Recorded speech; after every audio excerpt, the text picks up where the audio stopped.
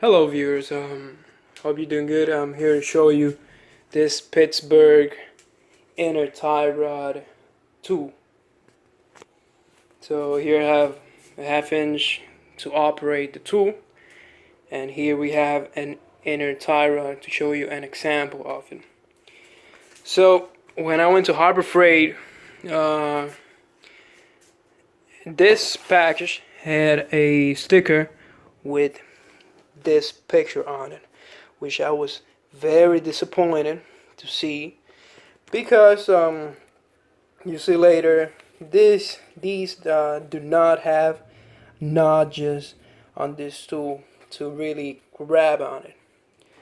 So a lot of people would complain about these two, that when you put pressure on it or torque, it will just snap off. It'll just disassemble entirely and it will not work. But I was very disappointed. But when I actually opened it, the tool, I was very happy to see these different sizes with notches and the actual tool, with the slot for the notches, which is very awesome from Harbor Freight. So right now I'll show you an example with this inner tie rod of how it works. So right now we must find our particular size for our inner tie rod. In my case, it'll be 1.25 inches of whatever diameter. So I'll try to find it here in all of this. Just give me a moment. Got it. So you can see right there is 1.25 inches, which let me see, perfectly, and is the perfect fit for this particular inner tie rod. So now we gotta put this inner tie rod and the actual these things, the size, in the actual bar. So I'll show you right now how to operate it. So imagine this inner tie rod. In order to remove it, imagine this inner tie rod is already installed in the power steering rack or rack and pinion, whatever. And let's suppose it's installed right there. So you come under, by the side of the wheel, and you just fish it in like that.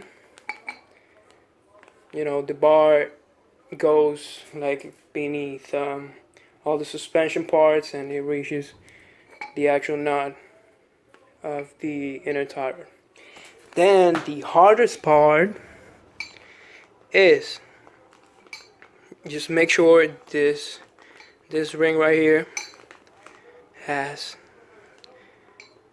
the exact clearance, to put this kind of nut on this wrench.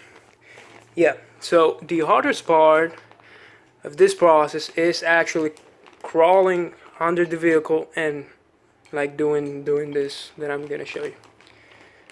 So we gotta put the tool in and make sure the tie rod is also like in the tool. Right now it's not, but I'll try to do it one-handed. Give me a moment. Alright, so right now it's in there, and again, let's suppose it's already in the power steering rack. So that's how it works, and the wrench and the actual tube, you just lock this in so it doesn't go anywhere, or it doesn't snap off like I read in many comments of similar tools. Okay, right there. And then you put your your 1/2 inch, as it says it right there. Yep. Your half-inch ratchet or breaker bar. Yeah, and you just undo it like that. Now, in order to put that wrench into the tie rod in those tight spaces, you have to use your both hands, and then first put this wrench in there, you know, like that, because imagine you'll have no space like over here. So you put that wrench there and you try to fish the tube, like, you know, like I showed you before. You know, I'm trying to do it one-handed. You got the idea. Yeah, and you know, that's how it works, and it works perfectly.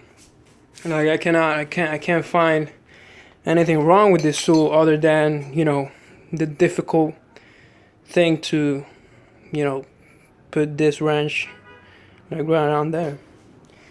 Yeah, if you have any, you know, any experience with this Pittsburgh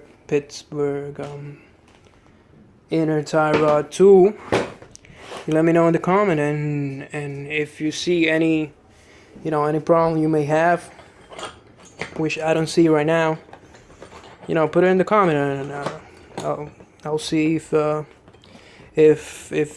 you know, if Harbor Freight proves themselves to be, you know, kind of pro, you know. So yeah, thanks for watching, and this was just proving the Harbor Freight sells quality tools compared to other stores.